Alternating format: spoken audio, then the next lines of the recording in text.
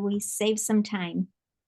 Um, Today we're going to talk about No Fear laminated roller shades. And when you think about roller shades and smattering glue all over and then sticking your expensive fabric on top, it can be really daunting. So we'll take that fear away today. Oh, now I want to go. There we go. Okay, so here's what we'll cover. Why laminated shades? We'll go over the tools and the materials that you'll need. We'll follow a step-by-step how-to, so now you'll know how to do it. We'll talk about fabrics that you really want to avoid, lift systems, and alternative roller shades. In other words, shades we don't have to put glue all over. Okay, so first of all, why laminated shades? We have so many options for window treatments, but with laminated shades, you can customize them to the client's decor. They don't take up a lot of space. They're both functional and stylish. So when we think of roller shades, we think of going into Home Depot and, those old yucky shades with the little dingleberry hanging to pull it. And we've come a long way since then. You have unlimited fabric choices. The world is your oyster, except the ones that I'm going to tell you about later. They're more modern. It's very sleek. People have really pared down. And, there's no more frills and bells and whistles anymore. So it's a good alternative. You can upsell other soft furnishings.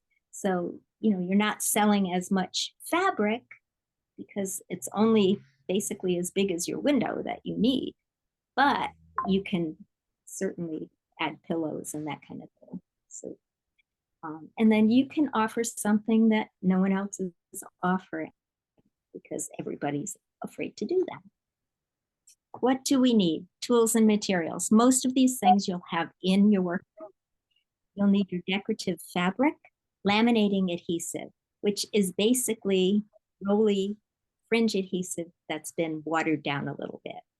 So if you want to try making a laminated shade and you don't have laminating adhesive, you can always just water down your fringe adhesive a bit and try it with that. You'll need scissors or a rotary cutter. A rotary cutter does a much more smooth cut, but if you're like me, I'm wiggly wobbly with a roller cutter. Scissors I do a little better with. You need 2 low nap paint rollers, and of course with the handle. Painter's tape. You'll choose a lift system to go best with your whatever application you're doing. You'll need room darkening shade cloth. And the only place that I have found to purchase that is Rolly. Wood slat or a weight bar. I like to use a weight bar. I think that extra little bit of weight keeps the shade in place better. You'll need your measuring tape, a grid or a T-square, and plastic to cover your work surface because you don't want to get glue on your table. Here's something that my brother-in-law gave me for Christmas one year, and I love it. It's by Powersmith, and it gives you right angles. So you push that little black button right there, and these beams come out, and it's a perfect right angle. So if you don't have a grid on your table, that's going to help you square things off. And where do you buy a Powersmith from? He got it at Home Depot. Really? That's a very clever tool. But if you go online and type in Powersmith and right angle, it'll come up. Oh, okay. Thank you. And I don't know how much it was because it was present, but it's a really cool tool. Okay, so we always want to test the fabric first. You don't want to take a chance that the glue is going to bleed through badly or change color of your fabric.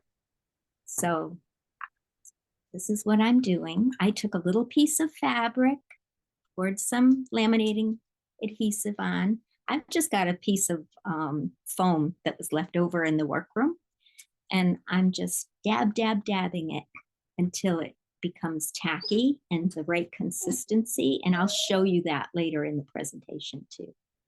I'm putting my fabric on. Instead of using my paint rollers, I'm just doing it quick, down and dirty, making sure that it's okay. Now I might let this rest for a little while just to make sure that nothing bad is going to happen to the fabric.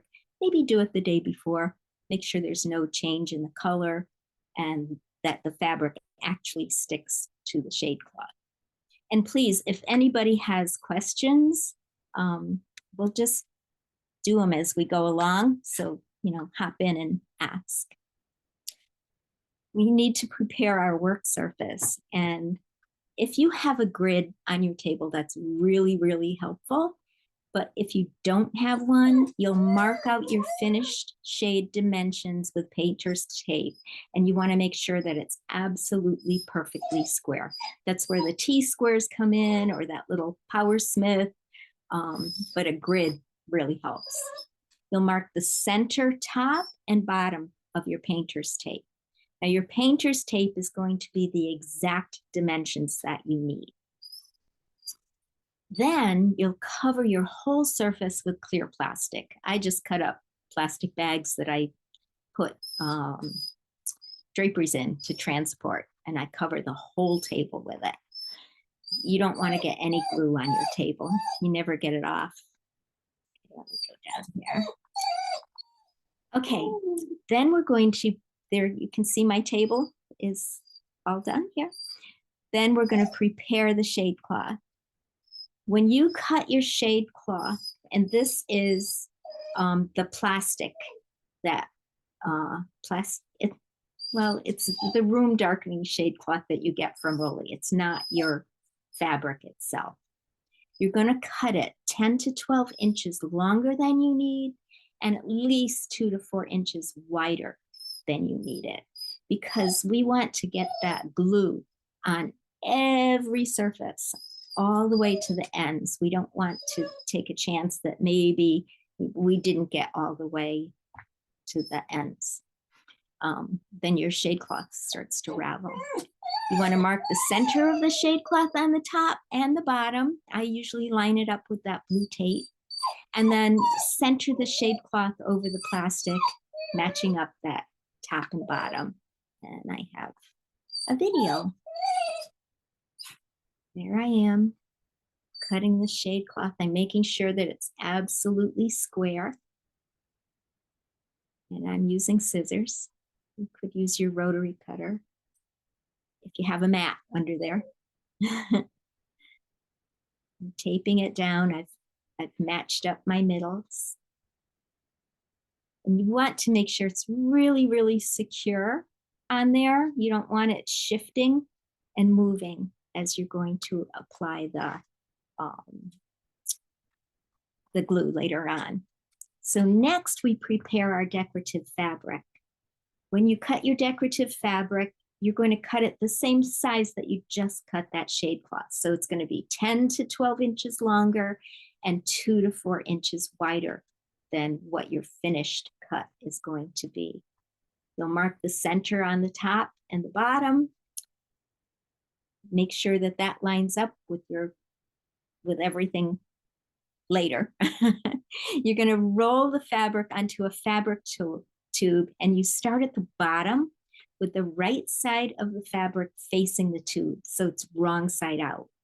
So you're just going to apply that later, rolling that tube, and the fabric will be right side up as you roll it out. And then you want to keep it on that tube as square as possible, because if you keep it square, it's going to make it easier later when you're putting that fabric on the shade cloth. So here we go. I love this fabric. I didn't have very much of it. So I'm cutting it to size with my exact same size as my shade cloth. I'm marking the top, middle, and the bottom middle. And then I'm starting, I'm cutting the other side. I could feel the shade cloth underneath. And now I'm rolling from the bottom up. And there we go. Anybody have any questions so far? So far, no questions. Good. So now we prepare the decorative fabric. Oh, we did that, right? Let's do the next slide. I don't know how that happened. Okay, now we apply the laminating adhesive, and that's applied to the shade cloth. Shade cloth, when you feel it, it has a bumpy side and it has a smooth side. And it doesn't matter at all which side you use. I don't know why they do it that way, but it doesn't matter. I think maybe for stability, but it won't matter which side you use. You're going to start top or bottom and pour a generous amount of the laminating adhesive onto the shade cloth, and just go sort of dump it right on there. And then if you're working on a large shade, it could be easier to work in sections, only because you don't want it to dry out. Actually, it won't dry out that much by the time you get down there, but you'll want to re-roll, because I'll show you the next slide what it's supposed to look like. And so then using a clean low nap, you want a low nap roller. You don't want it to soak up too much of that glue. You can use the foam rubber rollers if you want. I bought a whole bunch of just the plain little low nap rollers on eBay or Amazon, and that worked really well. And so you roll over the entire shade cloth until the laminating adhesive is smooth, and you'll feel it gets tacky. So here I am, I'm pouring it on, and I'm going to go around the table, get the other side, good amount. You can buy the laminating adhesive in either pints or gallons. If I buy a gallon, I'll usually transfer it to a pint because it's easier to pour on there and not dump the whole thing. So I've got my clean roller, low nap so we don't get any fuzzies, and rolling and rolling. And it takes a while. This took probably a good 10 or 12 minutes to get this all rolled out. And we'll just keep going over it and over it. I sped it up, I think 10 times. So kind of like watching paint dry. Huh?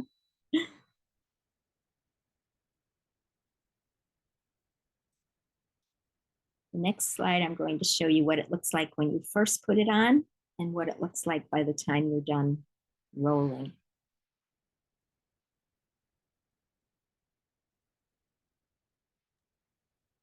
So you just keep working it until it hits a certain consistency? You'll feel it getting tacky. Gotcha. So it's real smooth when you start doing it. Yes. Well, it's still it's got some texture. Mm-hmm. In the next slide. But this, you can see why you don't want it moving around on your table. Why Sure. you want it secured, because the roller, as soon as it starts getting tacky, sort of clings to the shade cloth. So it needs to be secure. And here it is. So this was probably the first or second or even third time I went over the shade cloth with the glue. And here it is by the time I'm ready to put my shade cloth on. So you can really see the difference after you've worked it. Any questions about that? You might want to take a screenshot of this just so you know. If you were to put your fabric, decorative fabric on this, you would have spots where there was no glue at all. So it would be lumpy. And that's why we want it to look like this. Okay. So now we're going to apply the decorative fabric. And again, you've already tested it, but always, always, always test the fabric before you decide to do this. You just have to. I haven't had any that I had a problem with, but you never know. So you'll carefully align the top of the decorative fabric with the top of the shade cloth, and you'll mark your center marks. And then you'll slowly roll out that fabric over the shade cloth, and you're going to work from top to bottom or bottom to top, whatever floats your boat.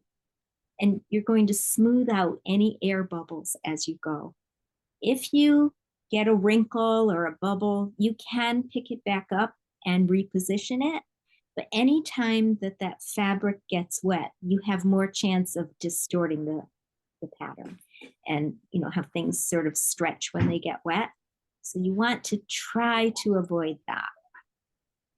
So, but if you do get a big wrinkle and you need to do it, you can. So here I am. I'm matching my center, and I'm making sure, remember I cut everything square, so I'm making sure that the bottom of my shade matched the bottom of the shade cloth. And then I'm smoothing as I go. And sometimes with big shades, I've got to get up on the table. Mm-hmm. But I didn't do that for our video. I went side to side. My knees get soggy. So I'll put plastic down sometimes if I have to get up on the table. So Mary Beth asked, you mentioned earlier that the fringe adhesive might be diluted. Would you spray a little water over the glued shade fabric or dilute the glue? Dilute the glue. And that's just a tiny little bit. Okay. Yeah, you don't want to dilute it too much because then you'll be rolling to get it tacky forever. Now you can see I'm re-rolling. The shade was a little bit long, and I felt that I could see those sort of crinkles coming in the glue. And so I re-rolled to get it tacky again and smooth. So I'm just smoothing everything out as I go. Now the other side.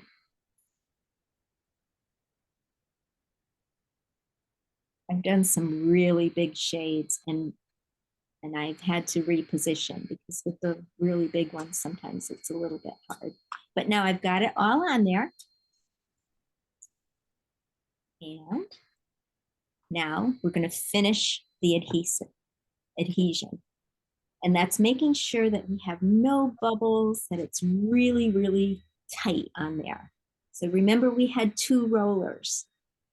The roller that I used for the adhesive, I put in a plastic bag to keep it moist because I'm going to use an edge of that later, and I'll explain that.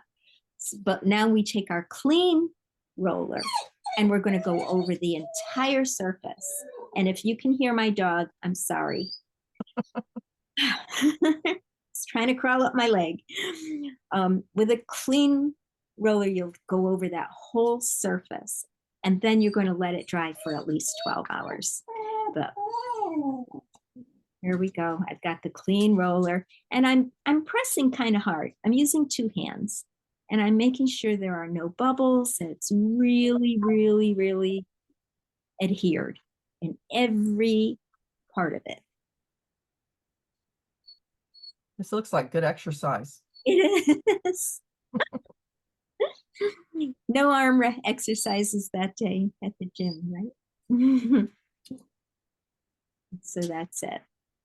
So we're going to let it dry for 12 hours. Usually I'll try to do roller shades at the end of the day and leave them on my table. If I have several to do, I have an upstairs bedroom that I'll drag them up to. I sort of loosely roll them up to get them up there and then lay them out flat on the floor to let them dry.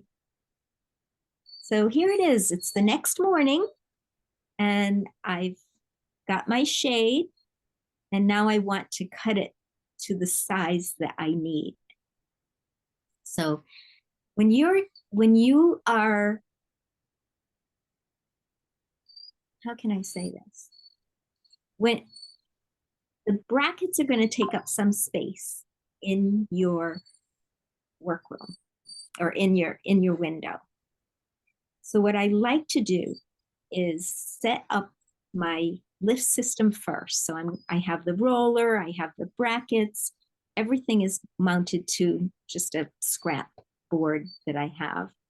And I can determine exactly how wide I need that fabric to be. If you cut it to the exact size of your window that you measured, it's going to be too wide.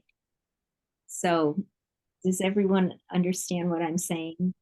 Because those brackets are probably going to take up at least an inch.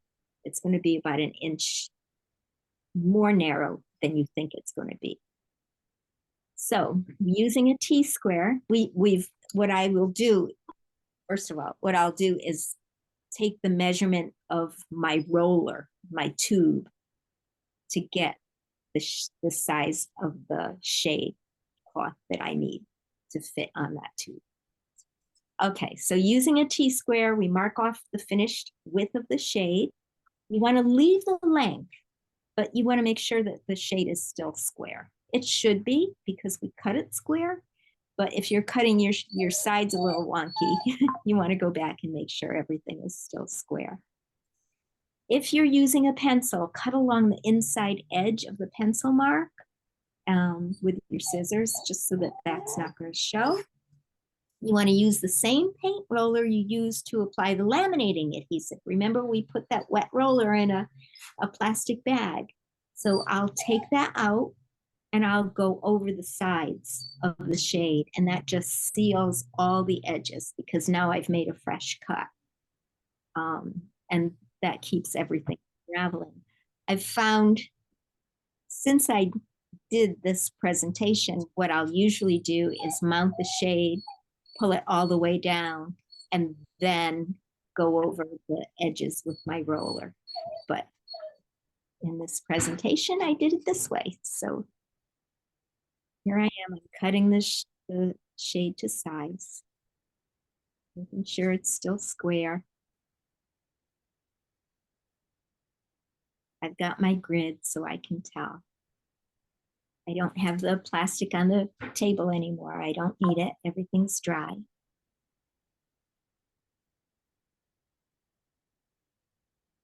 And this fabric probably wasn't the best one to use because it's a block print, so it's not perfectly aligned. But so here we are. We're going to finish the edges. I've got my roller, and I'm just going down along the edges. Do the other side. I'm not doing the bottom.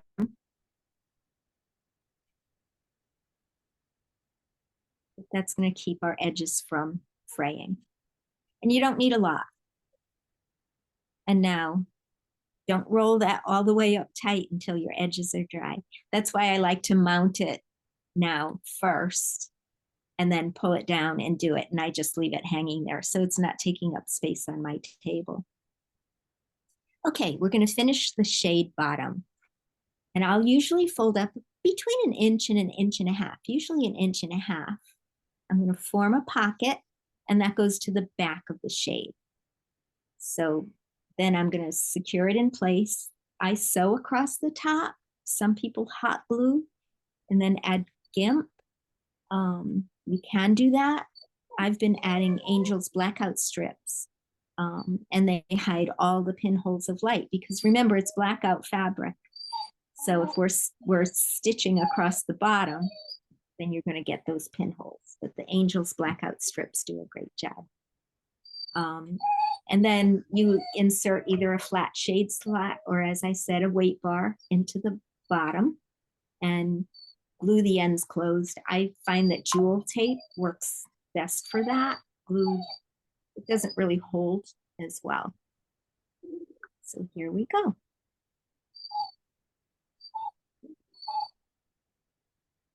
I flipped it over.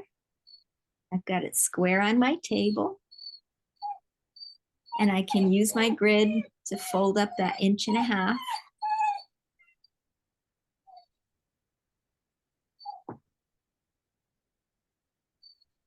Pushing it down. Now it's not going to hold a crease really well. So I get little clips to hold it in place. And then I'll take it to the machine and sew it.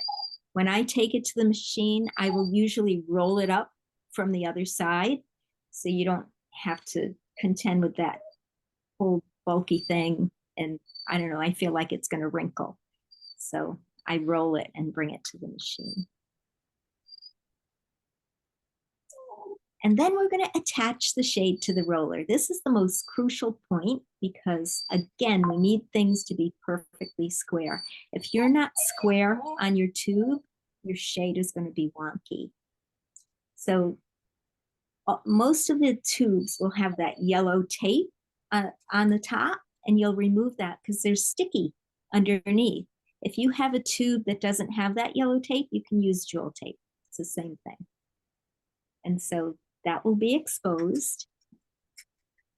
If the fabric is going to come off the back of the roller, in other words, it's going to be closer to the window, then your decorative fabric is going to face the tube. If it's going to roll off the front of the shade, then the shade cloth will be, the shade cloth is going to be against the tube. So you'll either roll it with your fabric up against the tube or your shade cloth against the tube. If you make a mistake and, just do it a different way, it just depends where you put your lift system. So, if you feel more comfortable with the fabric, well, no, you can't really do that. You have to do it. Sorry, I'm thinking out loud. You have to do it the way I said originally. So again, if it rolls off the back, the decorative fabric is against the tube. If it rolls off the front, which is, they call it a reverse roll, then the shade cloth is against the tube and the fabric is facing out. So, and then if you find that the fabric is skewing, just try again. So here we go. Mine is going to be rolling with the fabric. I hear my dog barking in the background. That's my dog. Let me mute myself. The volume on this one too. And so I've rolled it up. I'm going to play that again. Okay. So this one, the fabric is going to come off the front of the tube when I mount it. So I'm making sure that everything is lined up on that sticky part. And now I'm rolling it as tightly and evenly as I can. And you see, I don't know if you can see or not, I have little clips on the ends here. I used jewel tape to close those ends, and I just clipped them so they would hold. And then as soon as I feel like it's been long enough to really stick, I take those little clips off. And then you want to test your shade. You're going to mount it. I just have a scrap piece of lumber that I use. I attach the brackets and test it. Not its length. You need probably at least 8 inches or so wound around the tube before it is. You don't want your client pulling it all the way down, so they pull it off the tube, and that's why we add that 8 or 10 inches at the top. If it's cordless, you want to make sure the tension is correct. Are there any hanging threads? We're going to cut those off. You want to attach the tension device if it's clutch operated, because it's the same as a Roman shade. We need the tension devices on there, and it needs to be zip tied and all the rest. And your label has to be on there. And then you want to pair the remote to the motor if it's motorized. So here I am testing the shade. I did this video the other day, and you can see how the fabric comes off the front of the shade. Okay, do we have any questions at all? No, we do not, but this is awesome. This is not near as hard as I thought it would be. Oh, it's easy. Okay, I let's love it. talk about fabrics to avoid. Embroidered fabrics, some of them you can get away with. Like this one was a very small embroidery, and I think it would be okay. I started to see a little bit of indentation from the embroidery, but it was so minimal that I think that would be okay. This one I thought would be better because, wide embroidery, and it wasn't. I was starting to see real lumps in the fabric. You want to stay away from velvets. They stick, okay, but they're so thick. This roll, it wouldn't have fit in a bracket. So, Mm. especially if you have a longer shade, and they get really heavy too. So try to stay away from velvets. They also crush. A lot of velvets crush.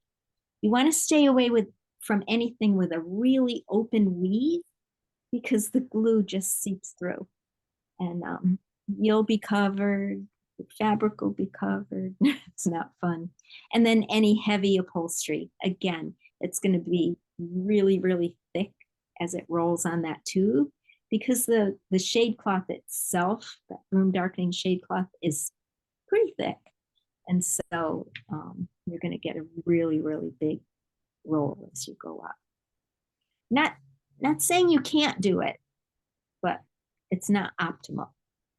And I would test anything, like I tested this embroidery, and I I think I think it would be okay. Wouldn't be my first choice, but it would be okay if a client had their heart set on it. Okay, so there are lots of other things we can laminate. In fact, I was kind of going crazy with this, thinking about things that we could laminate, molding and make a valance out of it. You could do cornices and valances, headboards, dresser drawers, door panels, tissue boxes.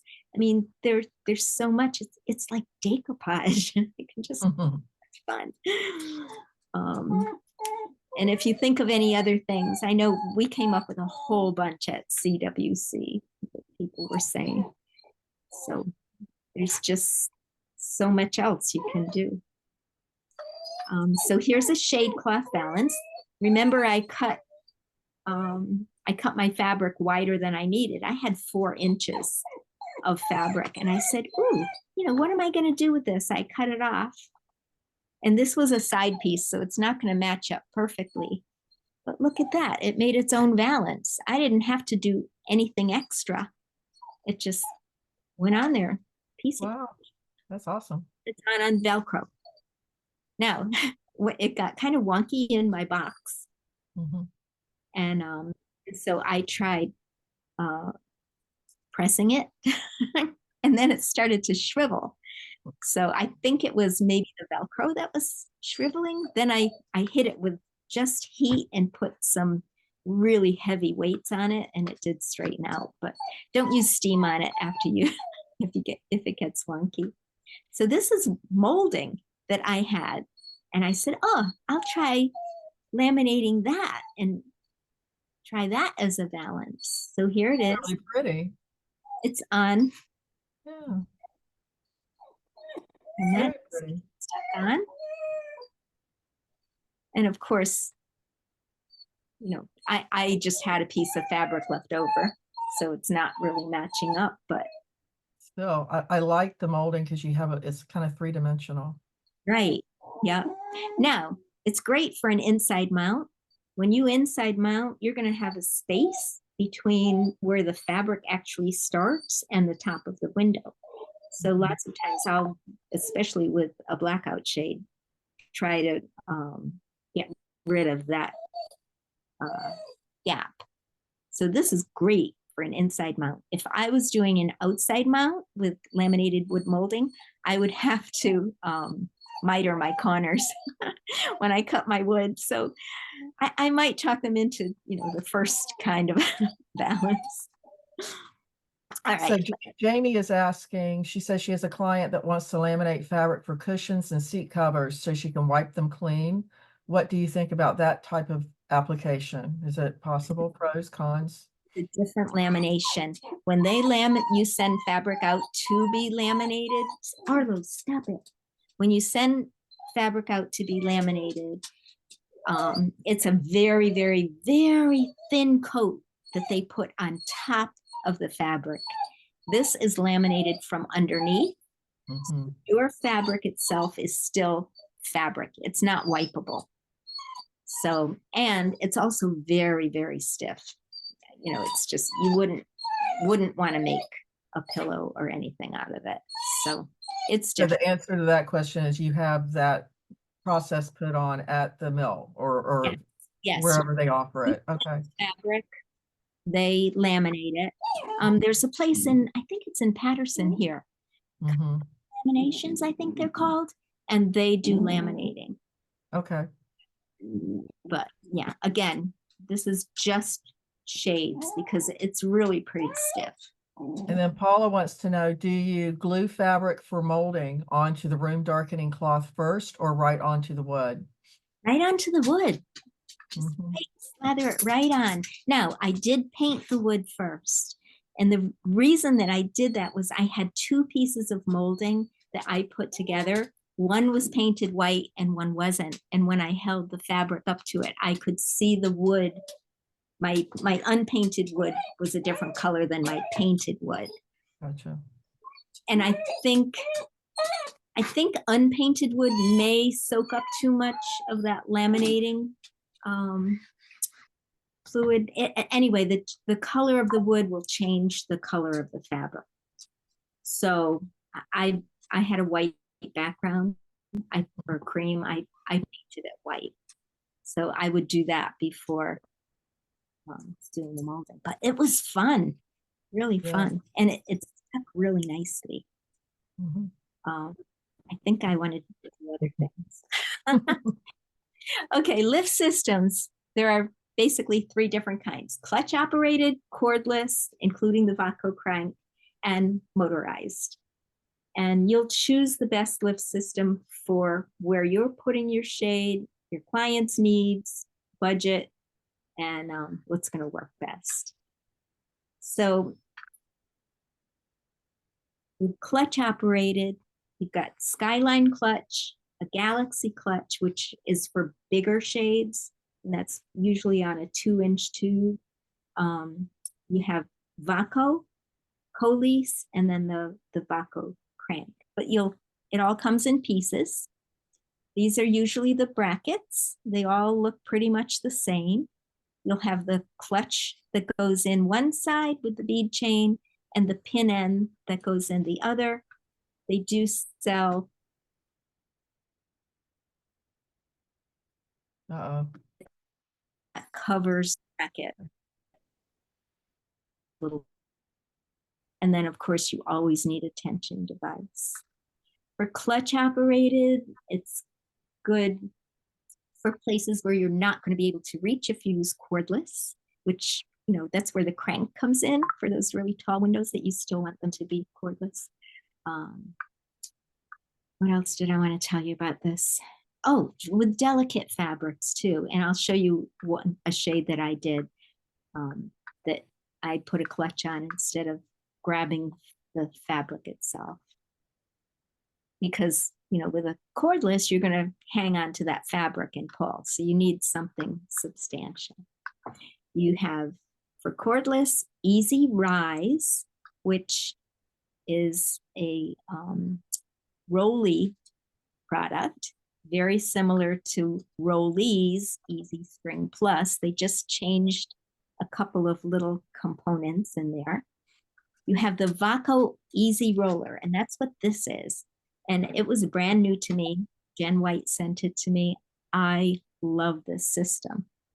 This little guy, I wonder, no, I didn't do that. Okay, so this little guy goes into the tube, and then these little things are like trains, and they click on there, and you turn them, and each one is a spring, so you can decide how many springs you need for the weight of your shade. And it's kind of trial and error. You get to know it after a little while. And then this is the final piece. And then that goes in. I'm having trouble with my mouse now. Come on, baby. There we go. And then this is the pin end that would go in the other side. These are the brackets. So here's the pin end, and here's um, the, the spring end. And when you purchase shades, do you have, for the roller shades, do they have to be unassembled? You cannot purchase an assembled unit? I think they'll assemble it for you. Yeah. And you can, it'll still work fine. Should. Yep. Okay. Yeah. Okay. I know the first Vaco spring, not this one, but their their other spring system, which is kind of finicky. Yeah. Jen had put together for me. But I find it just as easy to just buy the components and put them together. It's a little less expensive. Yeah. So here's the Easy Rise by Rolly, and it looks very, very, very similar to the Rollies. This is actually a Rollies spring and stop. They changed their brackets a little bit. One is the pin end, one is the spring end. And then you have a crank to crank the spring brackets to hold the board in place. And then, what are those things? Well, these are the brackets. I'm not sure what that was. Oh, it was a different bracket for an outside mount or inside mount. And then Colease you can buy assembled. And that's a very, with Easy Rise and Easy Spring Plus, you need to give that little tug to get it going. With Colease and Vaco, you don't. You just pull and push up. So it's more of an assist almost. And you can buy the parts for the Colease as well. So Rollies just came out with new brackets. They're not covers, but they're very nicely done. So you don't have to worry about slipping those covers over everything. These will cover the screws that you put in, but the brackets themselves are all combined now. So they just came out with it last week. Okay, motorized. I love to motorize things. It's just easy. And there you have lots of different options. Artec Basics, which is Rolly. Vaco. Vaco sells Somfy and also Alpha motors. And Jen sent me some Alpha motors.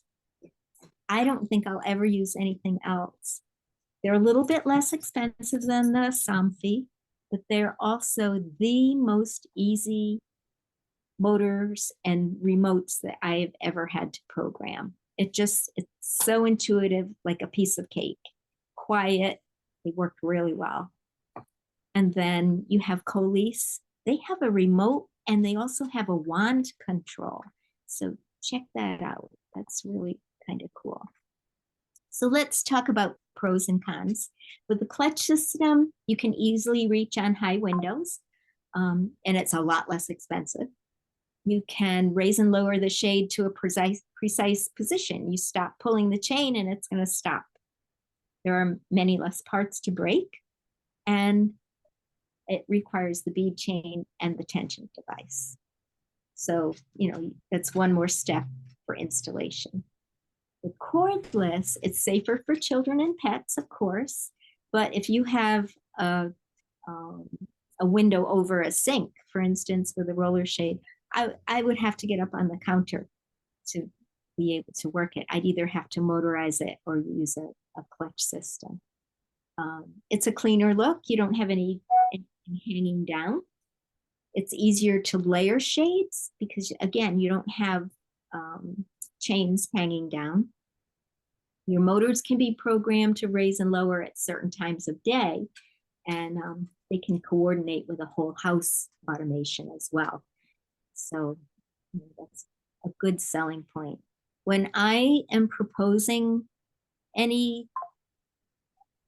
sending out a quote for anything, whether it's a roller shade or a Roman shade, I'm going to give them a quote with 3 options. If you have a clutch system, it's this much. Cordless, it's this much. Motorized, it's this much. So maybe they didn't think about motorized before, but all of a sudden there it is in the quote, and they're thinking, I think I'll motorize this. So it's a good way to sell a little bit more. Okay, thinking outside of the box. Angels came out with their iron-on stabilizer, and I said, I wonder if I could make a roller shade out of that. So I had this really pretty sheer fabric. And remember I said, don't use an open weave. I would not use this with laminating adhesive. It would just ooze right through. But I did do it with the Angel's iron-on stabilizer. And I wish you could see these in person because they really are pretty. I motorized both of these. You can see this and this are the same fabric, but I have the Angel's iron-on stabilizer behind this one. The stabilizer is white, and so it gave it a white background, but it's still really pretty, and it's still pretty sheer. Mhm. I said, I wonder if this was a very stiff sheer. I decided what would happen if I just sprayed fray away on the edges and put a weight bar in. Can I make a shade out of that? And it worked really well. Again, you'd want either to use a clutch or a motor if you're going to do something like this. You wouldn't want to be yanking on this delicate fabric, but it didn't fray at all. It hung nice and straight. I just did it with a wobbly shear. It hasn't been installed yet. I'm crossing my fingers for that one. It was a whole house project. I started it in September. Nothing has been installed yet. They're still waiting for their CEO. So we'll see what happens when that one goes in. But it was really quick. Just cut it, put it on the tube, and spray the edges. That was easy. And then I decided what would happen. Oh, is that going to be there? Yeah. I had a piece of vinyl in the workroom, and I decided maybe I would stick that on a roller. This is on the Vaco system. And sure enough, just that piece of vinyl, it's blackout. It's pink. My granddaughter's going to love it in her room. So, and this is that Vaco system that we talked about. As like this is all lined up how it would be installed. Any questions? No, I don't see any. This is so interesting. You can make a shade out of basically anything. Anything, yeah. The sky is the limit. And there we go. Thank you. That's how to reach me. That's how to follow me. I do. Lisa wants to know, what is the projection of the Vaco roller shade? It's about, you need a 2.5-inch board. You could get away with a 2-inch board. Okay. Yeah, it's the same as like the Easy Spring, because you're using a 1.5-inch roller. Yeah, I mean, so everything goes in that 1.5-inch tube. They do have their own tubes. You can't just use like a tube that we use for Easy Spring Plus. It's a little different. You could, but it's a little loose in there. I tried it. You kind of get a wobble. So on your Instagram, wasn't that one of your recent posts had the pretty curved cornice? Wasn't that a roller shade that you motorized roller shade? So yeah, you guys follow Robin if you aren't already following her, and check out her Instagram. It is one of the most beautiful treatments I've seen. The cornice is outstanding, but it's a gorgeous motorized roller shade under it, and she's operating it. So it's worth taking a look at. That was a pretty one. Yeah, it's very pretty. Everybody's thanking you. You did a great job. Thank you for starting our January with such a great presentation, Robin. I appreciate it. This was really, really awesome. I ended on time. Oh my, you sure did. That's great. So thank you everybody for tuning in. Oh, by the way, Donna Cash loves the sheer shades. She just typed that. So that's wonderful. So thank you again. Everybody have a wonderful month, and I hope we'll get to see you guys again here next month. We're going to have Janelle Duck is going to be presenting for us. So that should be a lot of fun. So have a great month. Thank you, everyone. Bye.